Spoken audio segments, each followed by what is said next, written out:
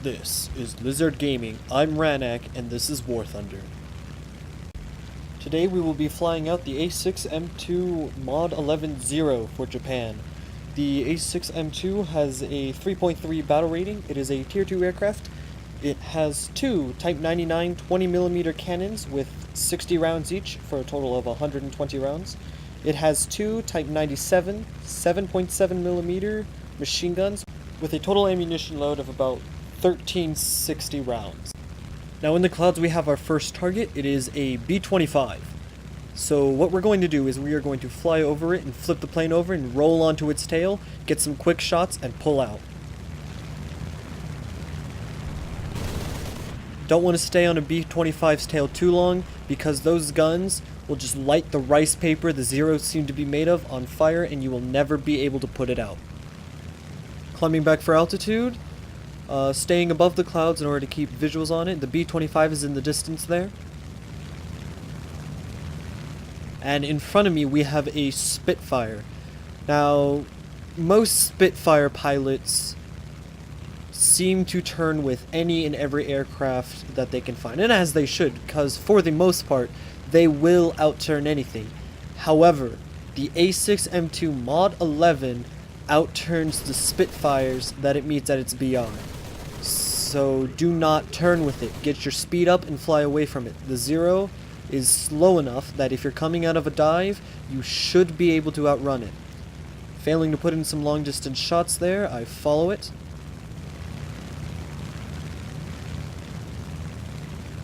As you can see, the Spitfire is pulling away from me.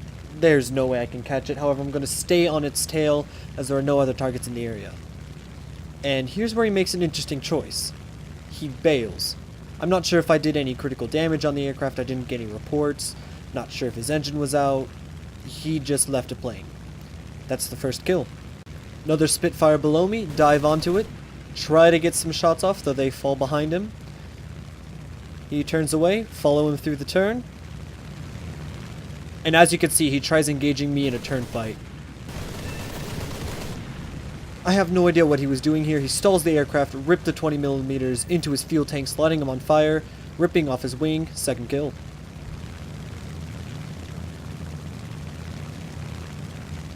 Hurricane below me, take a dive on him, and I'm sorry for this one. Rip the 20mm into his wing, killing him instantly. Third kill.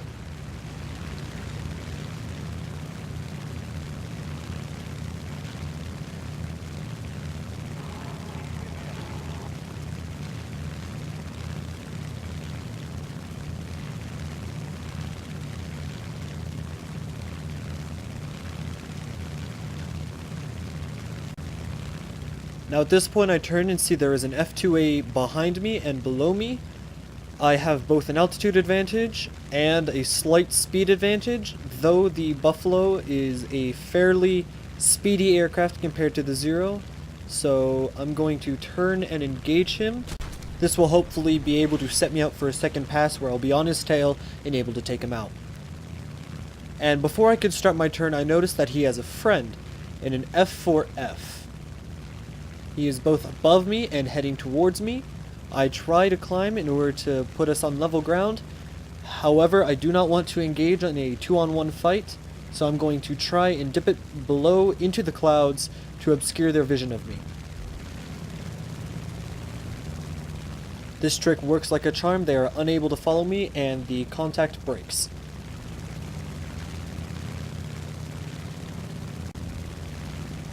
As we're flying through the clouds here, let's go over a little bit of history about the A6M2. It was designed as a replacement for the A5Ms. It was supposed to be more nimble as well as tougher with bigger armaments. And the A6M2, with no extensions, is actually the A6M2 Mod 21. And it came after the A6M2 Mod 11 we have flying here. The difference between these two aircraft was the A6M2 Mod 11 was actually introduced before they finished testing. They were so confident in the plane's ability to perform that they sent it to China in July 1940 before completing tests. Soon after, the Mod 21 with a carrier tailhook and a stronger tail in order to handle the hook was put into service upon the Japanese Imperial Navy carriers, and these aircraft, as well as later models, helped in the attack against Pearl Harbor. Now we're going to send it into a loop here, because I'm trying to fight the F4F, as he's the only one there. See him up above there. Bring it up into a sharp climb, hoping to catch him not paying attention, and able to get shots off. However, this turned out to be a mistake. He was able to turn and get guns on me, and only the fact that I stalled right when I did to throw off his aim saved my life. Now he just dives away and disappears into the clouds, and that's the last we see of him for quite a few minutes.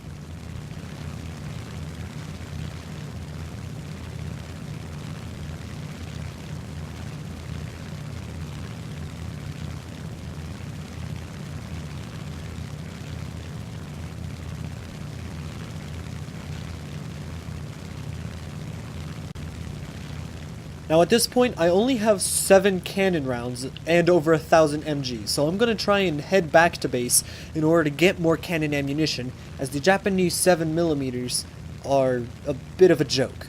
It's very difficult to kill things with it, and it was very entertaining early tier Japan trying to learn to fly an RB with a Ki-10 or an A6M2 and drilling hundreds of rounds into a pea shooter and watching it just fly off as if nothing happened.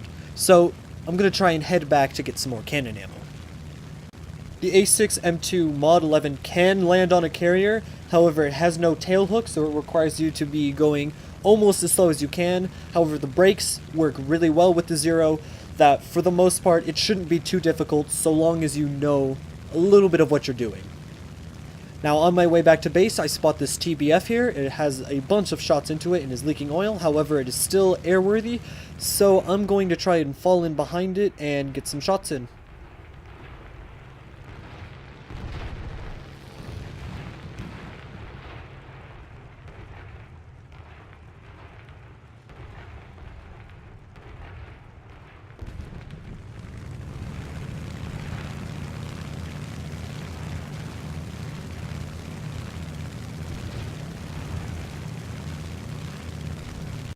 He is pulling away from me, so I take some long-range shots, draining the rest of my cannon ammunition, and follow him towards the light cruisers.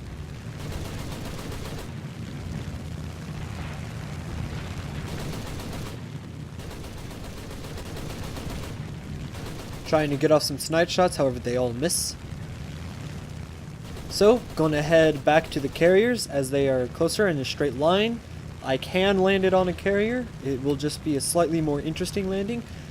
However, the F4F from earlier, piloted by Fiery Saltine, is approaching me from behind. Now, Fiery Saltine is a great pilot. He was a very good personality to fly with. He did get shot down, however he stayed after, chatted about the match, chatted about various aircraft in the game. It was an all-around good person, very graceful in defeat, and he was very fun to talk to in the chat. Another pilot that deserves an honorable mention is my wingman slash ally, who I do not know, and we were not squatted. However, the teamwork exhibited by him and how graceful he was, how kind, and just a great personality in the game, as well as a very damn good pilot, is something to be admired, and I thank him for that. Thank you, Take Leon and Fiery Saltine, for your brilliant flights.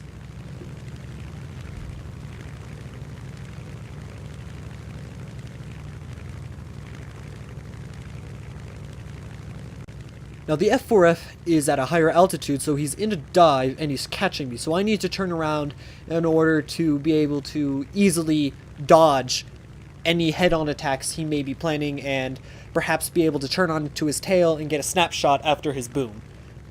So I turn the plane around and prepare to engage.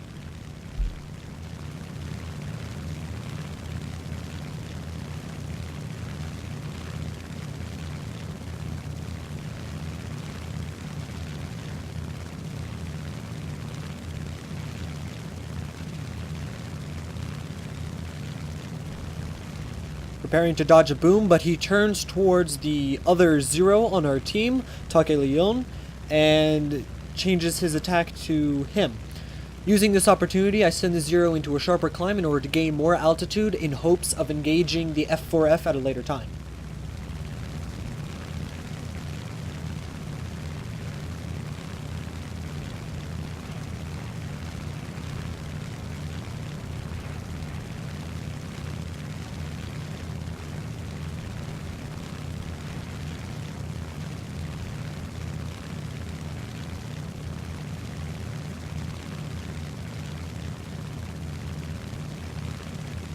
So now this is where the F4F makes a mistake that leads almost directly to his end. He tries turning with the Zero after his boom and stalls the aircraft.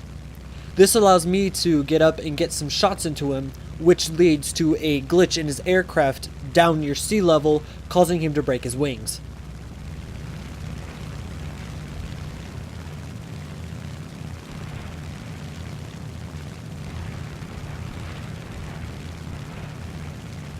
In this situation, if the F4F just went straight on and prepped up another boom, I wouldn't have been able to get shots on him, and he would have had plenty of opportunities to attack us again.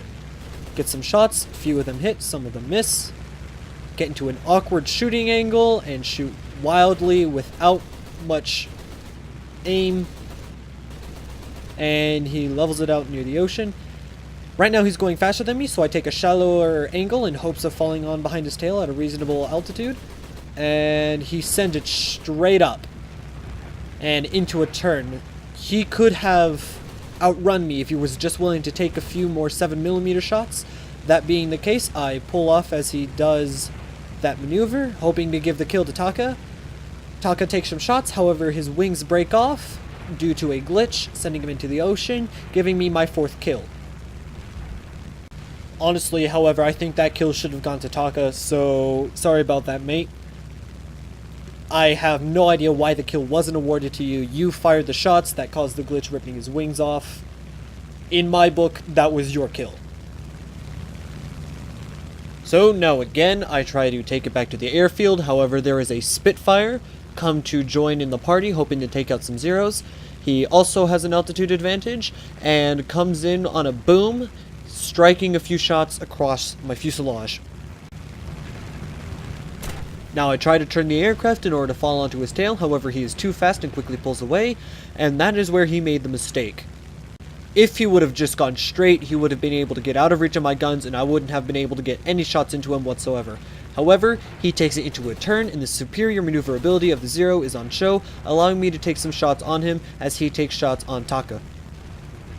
And he turns it back around, giving me another opportunity to get shots. Taka has fallen onto his tail and he just keeps on turning. Follow him up, he takes it into the vertical. Taka fires a shot, running out of cannon ammunition. I rake some shots across the fuselage, however it's only 7mm, so it does very little, if anything, to his aircraft. I climb above him and dive back down into him. Lining up my next couple of shots. Stay above him as he is once again outrunning me. Now, if he would have gone straight, that would have been the end of it. He could have reset and attacked us. However, he begins to move up and down, and going back down without flipping a Spitfire over, as it is a carbureted engine, shuts the engine off, killing any airspeed he has. This has given Taka and I a superior energy advantage, allowing us to then boom and zoom him however much we like. He continues to drag us in a relatively straight line. After this burst, Taka returns back to base because he is almost out of both 20mm and 7mm ammunition. This leaves just me and the Spitfire over the destroyers, and I'm trying to kill him as quickly as I can because there are 3 ships here. I do not want to stay here very long. The Zero is extremely fragile, and AA shots to almost any aircraft tend to kill it immediately. However, in my haste, I make a mistake right here. I overshoot, however, I am able to use the Zero's maneuverability to prevent him from getting a shot, and after an extended period of time, manage to fall back onto his tail. We continue our turn fight. I'm trying to get back onto his tail. I will get there eventually. The Zero does outmaneuver the Spitfire, and at any point in this turn, he could have gone straight out and outrun me, and I wouldn't have been able to do a damn thing. Instead, he keeps on turning, and I rake shots across his fuselage and his wing.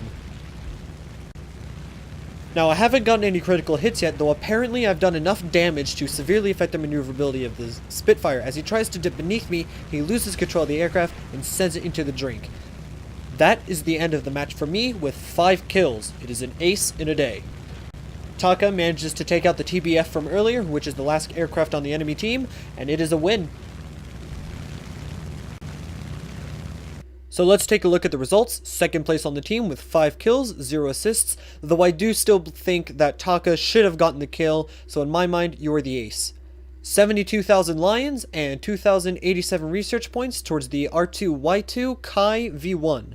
And again, special thanks to Fiery Saltine and Taka Leon for being great pilots and very good people to fly with and against.